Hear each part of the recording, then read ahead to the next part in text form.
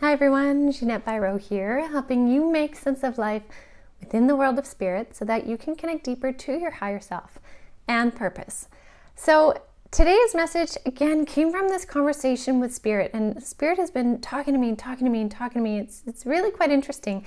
We go through these periods where they're talking all the time and then there's not as much happening, and like anyone who's connected into higher realm stuff, it's like there is an ebb and flow of information, just like the tides crash in with tons of info. You go through periods where there's lots coming down the pipe, and then you go through periods when there isn't as much, and that's usually integration periods.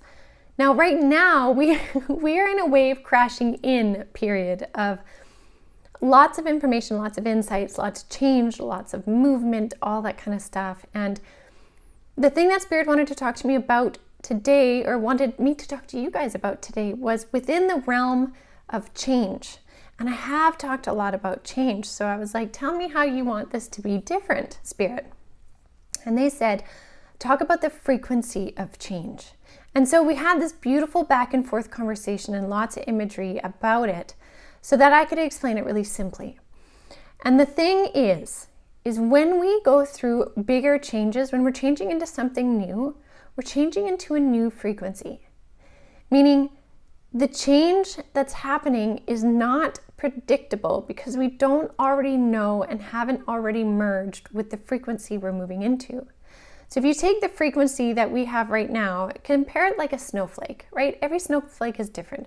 So if we are but one snowflake right now of frequency, it is a known design. We understand all the designs, how they place it. When we look at it, it's familiar.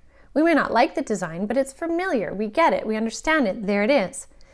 When we move into a new frequency, so now a different snowflake, different design, different pattern, we need to take time to get to know that pattern, right? We don't just instantly look at it and know the whole infinite, delicate nature of that pattern. We have to get to know it. And so it's kind of like comparing those two snowflakes right now is what we're moving into. We're moving into this new frequency of being on the planet, which is also very much dictated by your perspective. Now, it doesn't mean that it's not as simple of a statement as, if I think there's no issues on the planet, then there are none, because that's my perspective. It's not like that. It's about taking the reality that we see, but choosing the way in which you wish to view it.